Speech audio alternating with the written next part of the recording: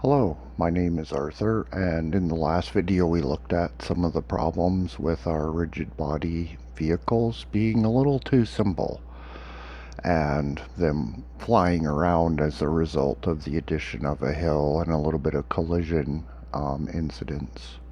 Got the vehicles outright flying and flipping and spinning around in ways that, well, shouldn't happen. So one of the problems there was the vehicle was able to run into the flag, and that's a pretty easy fix. So we would just select the rigid body and change its collision layer. So if we change its collision layer like this, we should have no more problems with vehicles running into bodies, or running into flags, I should say. So we'll just check that the flags are still selectable. And I've turned on visible collision shape so we can also look at another issue here. We'll solve this one a little later though. So I'm still able to select them, but the vehicle won't be able to run into them. Now, the issue with the vehicle and its collision shape is, with the vehicle selected here, I'm not able to set any destinations that are too close to the vehicle's body. And the reason for that is because my ray intersect is hitting the vehicle's collision shape. So what I'm probably going to have to do is fix the vehicle's collision shape and make it a collision polygon that hugs the vehicle much closer than this roughed out cube.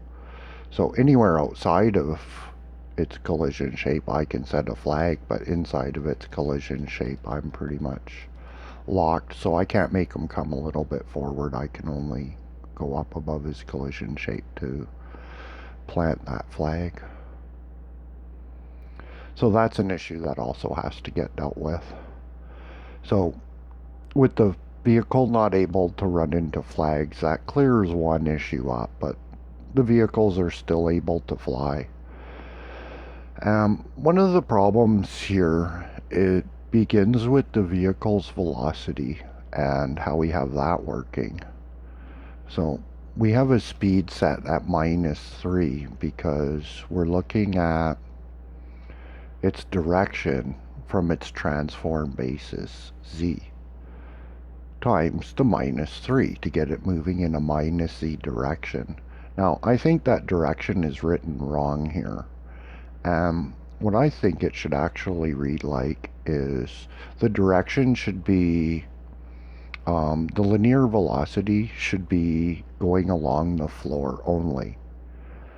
So if we want to make it go along the floor only, we have to change the way this reads. So what we would do is we would make direction equal vector 3 dot forward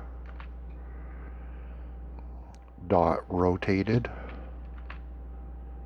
vector 3 up, comma, rotation dot y. And I'm not sure what happened there. Rotation dot y, yeah. And then multiply that by speed. And with it moving forward, we should no longer need a negative value for our speed. We should be just 3. So we'll have a look at how that works, and that should keep all the linear velocity going parallel with the floor, is how that should work out. So the vehicle seems to move and turn the same, except now its velocity is going along the floor. Now, judging by the camera and my playing around, I've left an increased gravity scale. So that's the next thing to look at. And there's actually a consequence to calculating velocity like that. And what would happen, it's hard to zoom in on the floor on this hill to sort of point out what I figure will happen now. Before, when a vehicle started going down a hill, its velocity would go down the hill with it. Now its velocity will go along the level of the floor. So now it's not going to tend to drive down the hill quite the same because it has to fall down the hill using its gravity. So what I'm thinking is having Raycasts on the wheels, checking if the two front wheels are not in contact, we would increase the gravity and the wheels would fall down until they were in contact again and then reduce the gravity. And the same with the back wheels. Then as for the wheels not being in contact with the ground and it still having velocity, I think that if we can get it to go down to the ground faster, that the vehicles are not, these aren't going to be high performance vehicles jumping around and stuff like that. So being able to have velocity when it's not on the ground is not going to be a huge issue. It's just getting it to get back down to the ground. Perhaps we could have a look at the theory. So what we would do is we would get this guy up on the hill.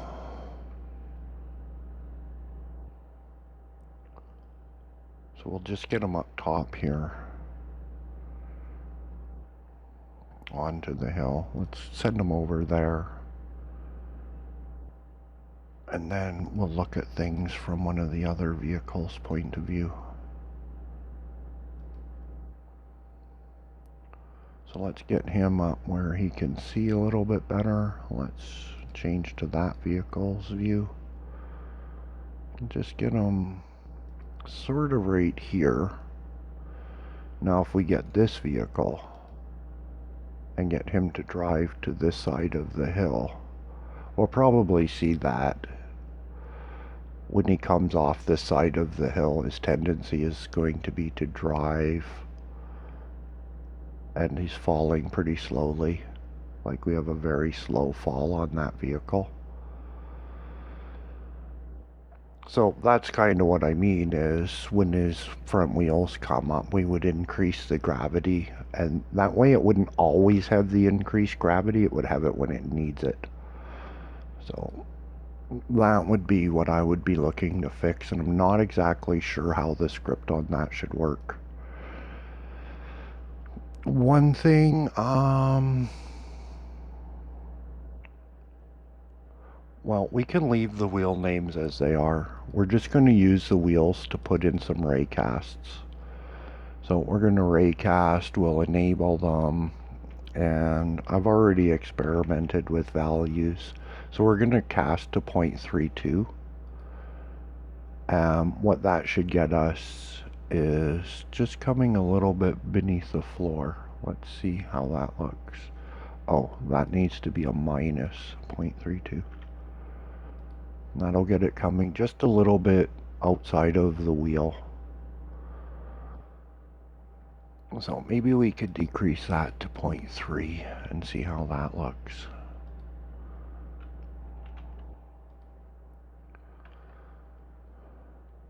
Well, let's get that into a side view so we can see that like that. So that's a little bit hard to see with the tool in the way, but it's sticking out just a little bit. So I think that would work.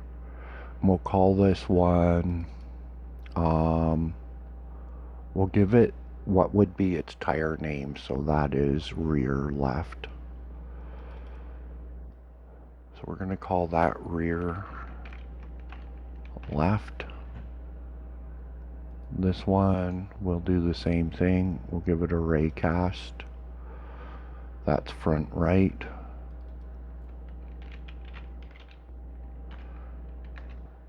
The wheel names, they're not too important. Enabled minus 0.3. And we'll put one onto here. Raycast, that is front left.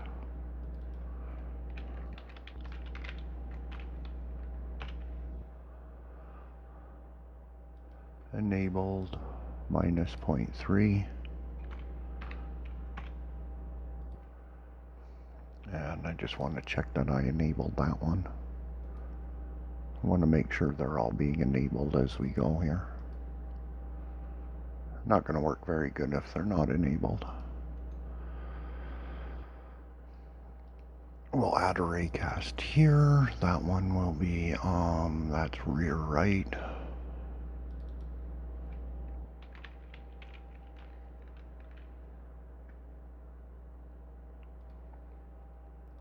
Enabled and minus 0.3.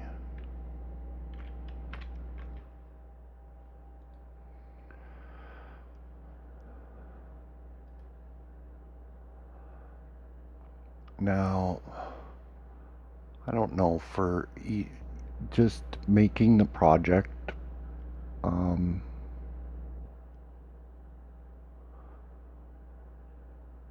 little more organized, I think I'll add a spatial and call that wheel contacts.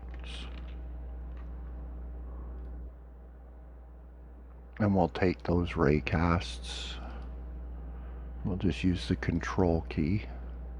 That way we can select all of those raycasts and we'll drop them into this node. Way they can be dropped down and sort of not be in the way.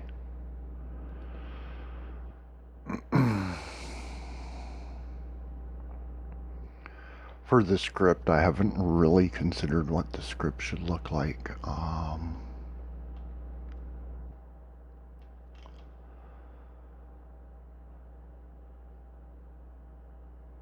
So somewhere in here, we should be looking for contact with the ground.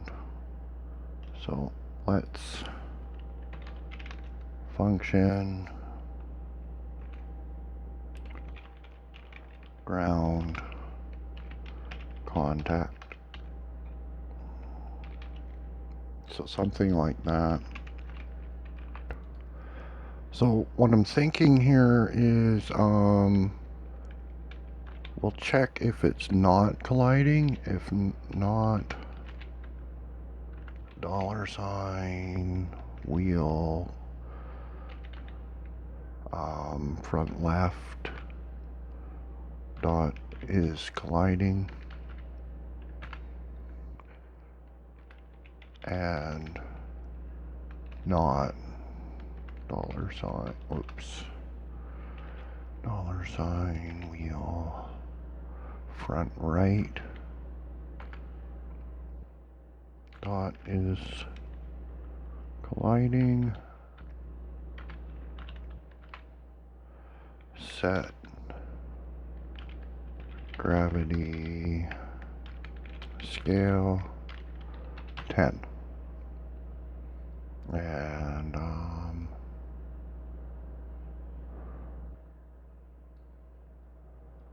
then LF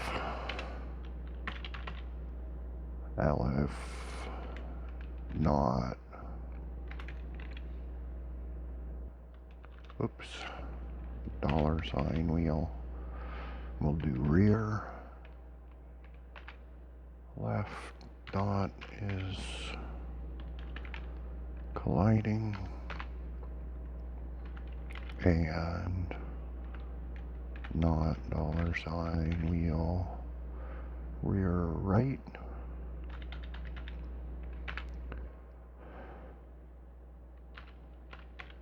is colliding,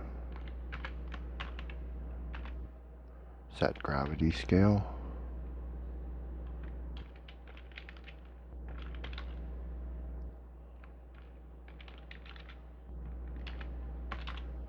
$10. And then we would be else set gravity scale 1. So a little bit of magic numbers here, but we're just going to overlook that in this case. Sometimes sometimes that it doesn't really make sense to me to give a variable to not have these numbers here. Sometimes the magic number rule is a little bit, well, I'm not sure.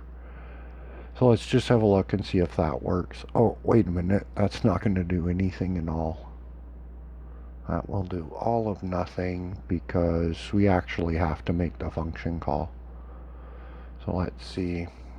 We'll check ground contact. So we have to make the function call for it to do anything. All right.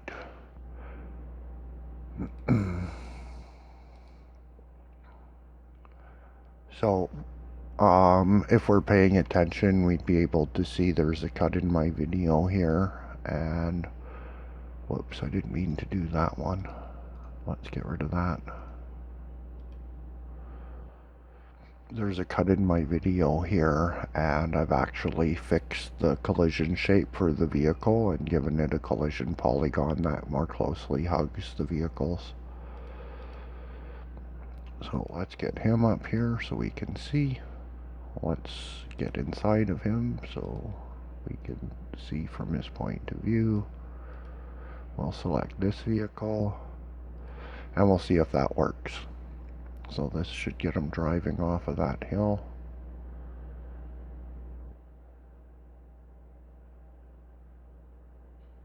And not sure where exactly he's going to.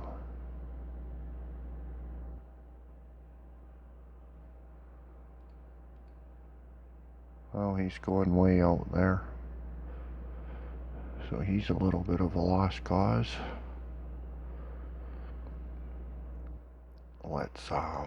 Let's get this guy driving around somewhere closer.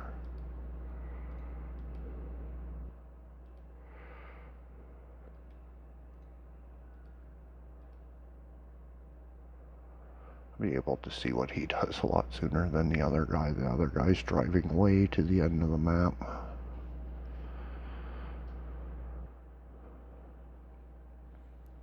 This will get us a good idea as to how that's working. So he stayed on the ground quite nicely, and it's really just a matter of how that looks first person. Because most of the time we should have the one gravity scale. See, with that new collision shape, I now can set a flag much closer to the vehicle with a lot less issues. So that looks reasonable coming down the hill, and a little bit of bouncing around coming down the hill is exactly how it should look. So I figure that's a pretty reasonable solution, and we didn't even need to make it so that the vehicle can't drive.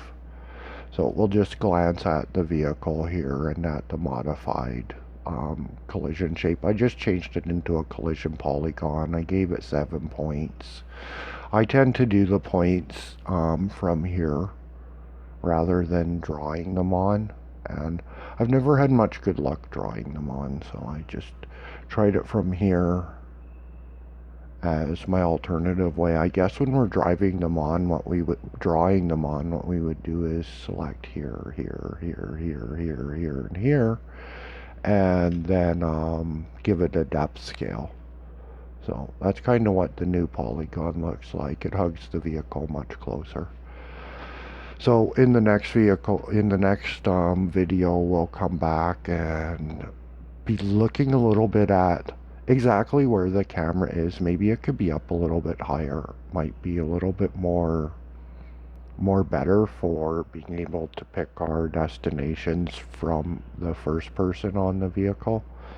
And we'll look at getting that camera moving around and what sort of action we can get out of that. And until then, I hope this video was helpful, and take care.